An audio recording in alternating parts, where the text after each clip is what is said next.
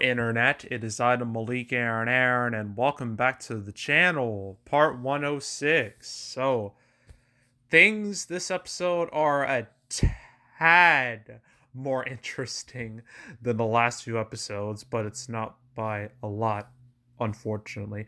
But there is some new stuff to talk about, stuff I have legitimately not talked about before, so that's something, I guess. So, let's get to it. So the big news, easily, is this movie called Firestarter here. As you can see from the headline, Firestarter, Blumhouse in Weed Road Pictures reboot of Stephen King classic to go day and date, theatrical and Peacock. So here's the whole thing.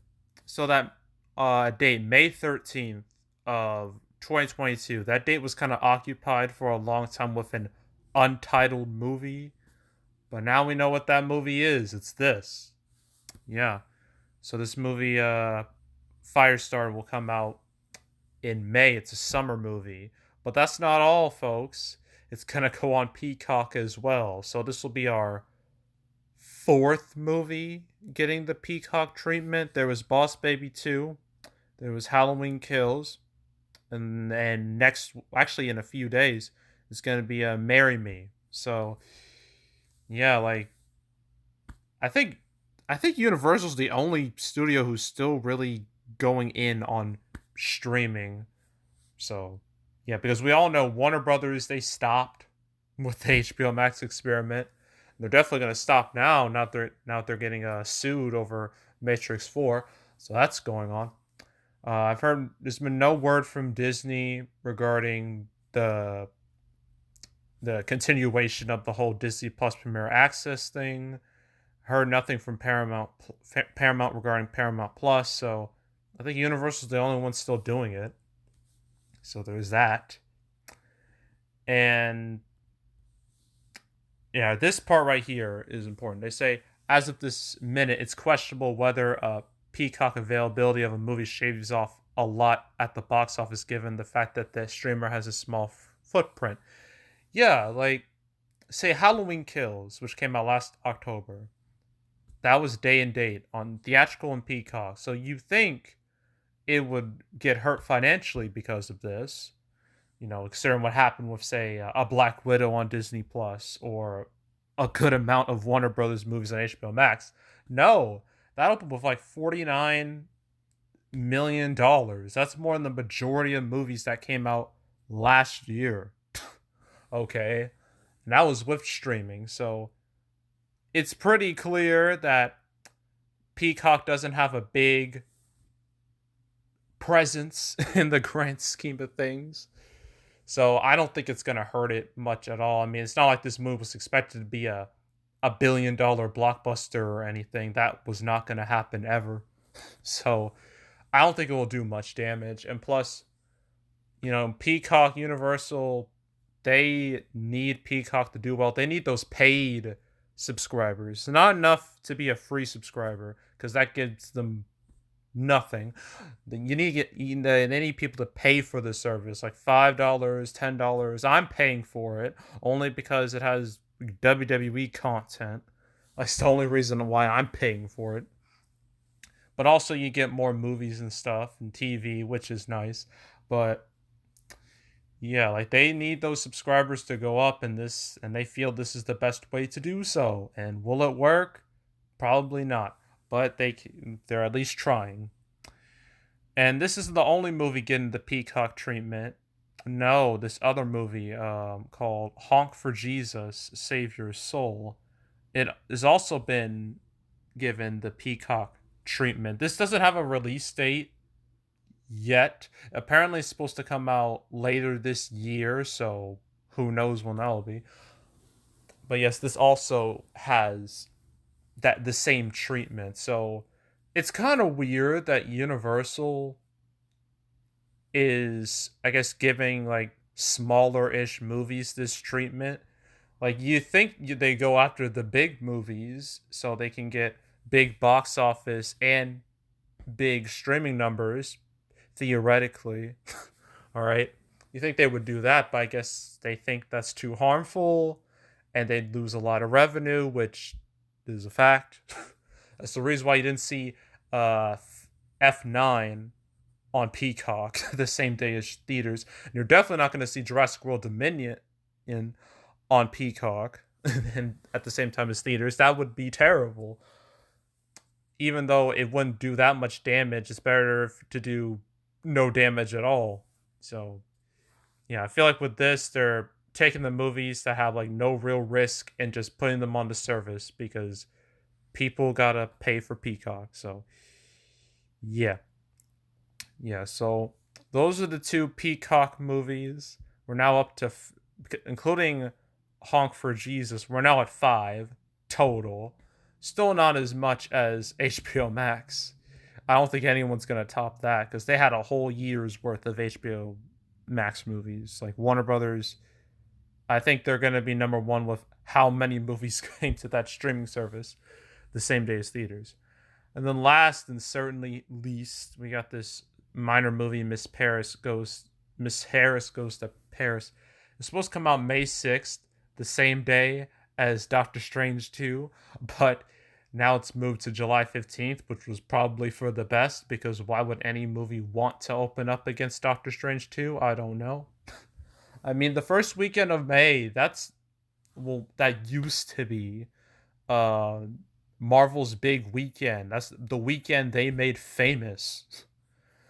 And like 2022, like this year, will be the first time since 2017 where they go back to that weekend. So what?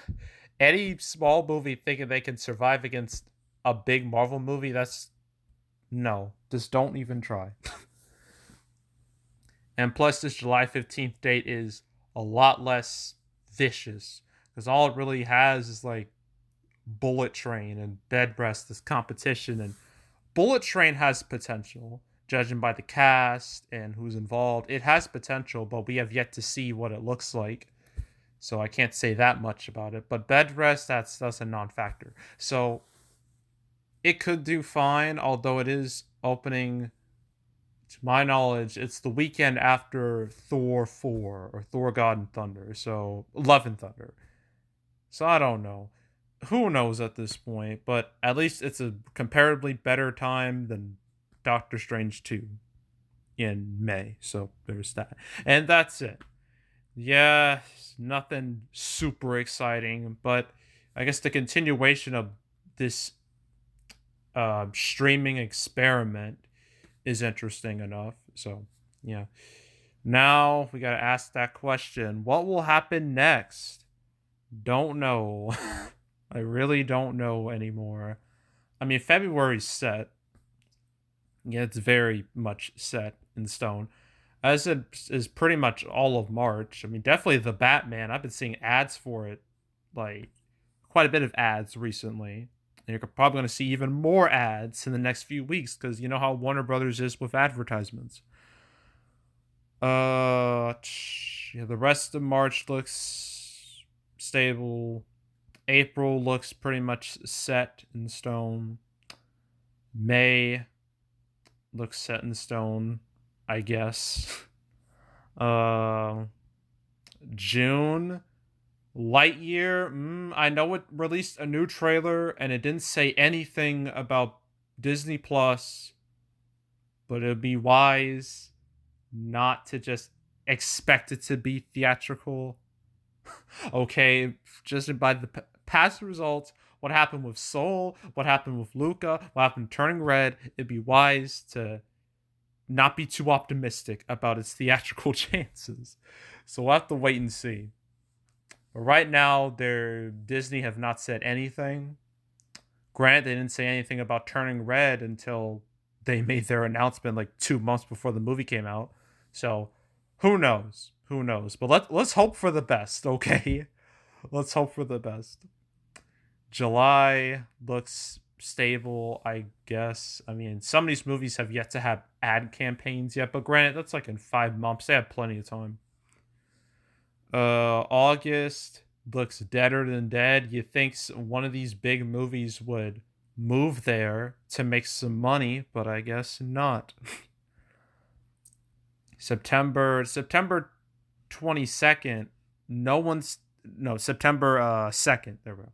No one's taking that date. Like, why? Just take it. Like, what's the worst that can happen? October 28th. Well, all the October weekends are now set. But I feel like more movies could come out in October. I mean, look at last October. There was like multiple movies a week. Well, there was No Time to Die, and that was it for that one weekend. But still, October was pretty crowded. So why not do that again, right? November, I don't see The Flash and Black Panther Wakanda Forever opening back to back. I think that's a terrible decision. It's a financially irresponsible decision. And I think one of them is going to move. And the same thing's going to happen with Aquaman 2 and Avatar 2. One of them's moving. I feel like Aquaman 2 is going to move. Because I know Avatar 2 is, I know it has a game coming out. I discovered the game, like, not too long ago. For, like, newer gen consoles, like PS5, Xbox Series X, and Xbox One, PS4. Right? So, I mean, ideally, you want to keep that date. I mean, Avatar, the first one opened in December, made just heaps of money. Grant, you could say the same thing about the first Aquaman, but one of them's moving. Having them open the same day is a disaster waiting to happen, and it's only a matter of time before one of them chickens out and moves somewhere else. So we'll have to wait and see when that happens, because it's gonna happen. I can't tell you when exactly, but it will happen. That's guaranteed. And yeah, I think that's it. Like, there's nothing really that I would say, well, besides the, you know, Aquaman and Avatar and Flash and Black Panther. Those are like the most obvious ones. Besides those, I don't know what else can happen. But I guess we'll see what happens. Like, you never know at this point. So yeah, anywho, yeah, that's it. That's all. Make sure to subscribe, like this video, leave a comment, turn on notifications, share the whole drill. Want to check out more videos like this? I got playlists on the homepage, full of all previous canceled episodes up to this point. Now there's 106, so have fun scrolling, watching all those videos chronologically from beginning to now, because we're nearing the 2-year anniversary of this series, which is just complete insanity. I don't know how this happened, but I'm both grateful and not so grateful about this. But yeah, but I'll probably discuss it a bit more once we officially reach the 2-year anniversary. But want to watch any of the past canceled episodes, go right ahead. Yeah, more than enough to choose from, so go wild. There's also box office predictions where I predict box office for movies. This weekend I have 3 movies to cover. I have Blacklight, I have Death on the Nile, and I have Marry Me. So, yay, I guess. The next week, I have Dog, Uncharted, and The Cursed, I guess. It seems like that's going to be a wide release, so I gotta do it. And then the 25th, all I have is Siren, I don't know how to pronounce it. I don't really care. And that's it for February. And then we go to March with, like, The Batman, which I'm very much looking forward to. And then nothing on the 11th. And then after that, pretty much every week, I'm going to have a movie to cover, at least one. But that won't be for a while, so yeah. But if you want to watch any of the past prediction videos I've made, like this year, past few years, like 2019, 2020, 2021, go on the playlist tabs. You'll find them with ease. And especially watch the ones I made this year, because it's not a big playlist now, but it will be later on down the line. So yeah, watch all those and do that. There's also box office recaps where I go over the box office results for any particular month. I just did January recap yesterday. That's up on the channel. February recap probably won't come out till around the time of the Batman. I don't know, either before or after. it comes out. Probably a little before. I don't have an exact date, but it will be around the first week of March. I can tell you that at least. Definitely the first week. So stay tuned for that video. But if you want to watch any of the past recap videos I've done, you can go right ahead. And yeah, that's it. That's all. I am out. Goodbye.